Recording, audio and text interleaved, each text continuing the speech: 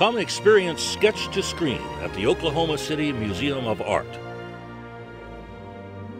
Sketch to Screen, the Art of Hollywood Costume Design, is an exhibition that is originated here at the Oklahoma City Museum of Art. It was co-curated by myself and my colleague here, Jennifer Klos. And basically this exhibition started in 2007, and we were looking for a special exhibition that would integrate our active museum film program, which has been going approximately 15 years.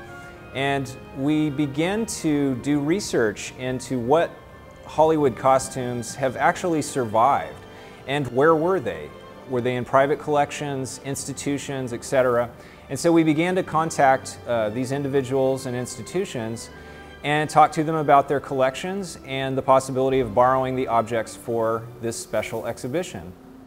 The first thing you're going to see when you enter the exhibit is actually a screen. When looking at this screen, you are going to see trailers or previews to the films included in the exhibition and/or key scenes where these costumes have been displayed. It is a reminder that the ultimate goal when a costume designer is creating costumes is creating garments for the screen. And so hence the title, Sketch to Screen. The screen is really the end product of these costumes. The exhibition is divided up into 10 thematic sections that basically cover different film and fashion genres, beginning with costuming silent screen stars. And this really tells the story of what was going on in the silent era of motion pictures, when film studios really did not have costume designers at this point, and many of the stars actually dressed themselves and designed their own costumes. So we'll see great examples of style icons like Gloria Swanson, Mary Pickford, and Rudolph Valentino. And who can forget Charlie Chaplin, who is so iconic in American culture with his trademark bowler hat and floppy tramp shoes, which will also be on display. The next section you are going to see is a section devoted to period costumes, titled Fit for a Queen. Two very large gowns from films Queen Christina and Marie Antoinette, designed by the famous designer Gilbert Adrian. He designed over 2,500 costumes for Marie Antoinette, a very massive project, and spent a great deal of money and time to create these very detailed gowns. These gowns happen to be the largest in our exhibition, one being nearly 7 feet wide and the other gown weighing 60 pounds in total.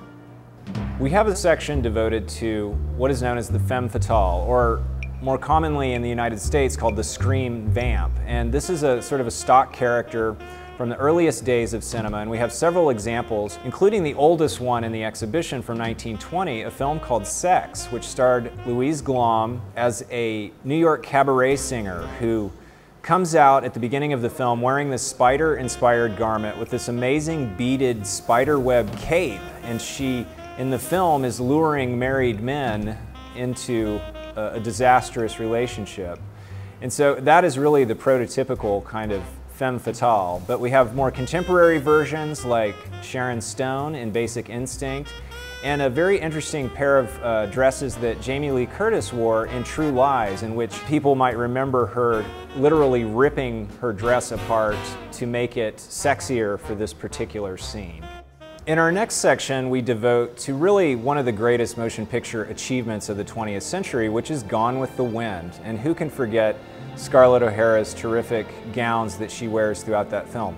We'll have 3 on display, and we also have a number of supporting documents and costume design sketches that Walter Plunkett created. It was an enormous undertaking, hundreds of design sketches for the many, many main characters, 50 main characters, as well as all of the extras in this Civil War epic. We'll also have screen tests that people can view to see how the garments were tested prior to the actual filming of that Technicolor motion picture. In the next section, you will see one of the earliest truly American film genres, the Western. Early film stars such as Tom Mix and William S. Hart set a standard for cowboy style. It continued with epic films starring John Wayne and more recent films like Quigley Down Under and Three Amigos, truly seeing the range of what cowboys wear in Western films. We have a section devoted to comic books and superheroes, and Superman is the star of this section. Christopher Reeve wore this garment in 4 different films in his career. We also have characters like Dick Tracy, who was created by an Oklahoman cartoonist in the pages of a newspaper comic strip. And Dick Tracy, we feature his yellow fedora and trademark trench coat. In the next part of the exhibit, we deviate from your typical movie genres and we move into what really most people recognize as men's and women's clothing. And so we have a section devoted to women's fashion, and it really is probably a dream come true to most women to be able to see themselves on the screen in either a beautiful suit worn by Reese Witherspoon in Legally Blonde 2, or to see themselves as Deborah Carr in An Affair to Remember. So you can see beautiful evening gowns as well as day suits. And we also include men in this section. We show men and how they've been portrayed often in professions. So we have, for example, an astronaut, a lawyer, a football player. We also feature a number of men's suits, which has been a staple of menswear for years and years, including suits that were worn by Charlton Heston in A Touch of Evil, or very recently Johnny Depp's gangster ensemble from Public Enemies. In another section of the exhibition, you will see the exciting costumes from movie musicals. We have beautiful sketches from Top Hat and also Fred Astaire's tap shoes, which really become the iconic part of the film when he's dancing. You can also see famous movie musicals from the 1960s such as Sweet Charity, Hello Dolly, and Sound of Music. And it's hard not to reference certain more recent films such as Mamma Mia, a true favorite amongst audiences across America. In this final section of the exhibition, entitled "And the Winner Is," we feature a number of Oscar-winning costume designs from almost a half a century of motion pictures. Well, I think you'll see beautiful gowns, and you'll see some of the historic menswear from Ben-Hur and Gladiator. One of the more interesting gowns is a gown from the 1952 version of Moulin Rouge, designed by fashion designer Elsa Schiaparelli. You'll also see Deborah Scott's dresses from Titanic. And what are some of your favorites, Brian? Well, the Gladiator costume is quite impressive, but we also have this wonderful gown from the musical Camelot, which is quite extraordinary.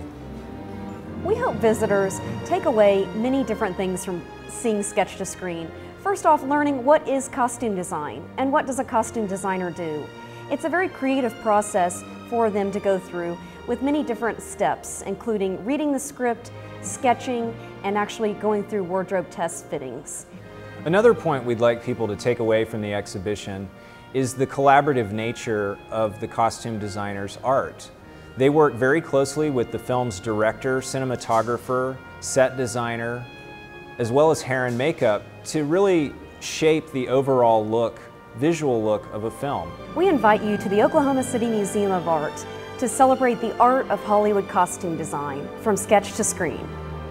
Call 236-3100 to be a part of Hollywood history. Sketch to Screen at the Oklahoma City Museum of Art.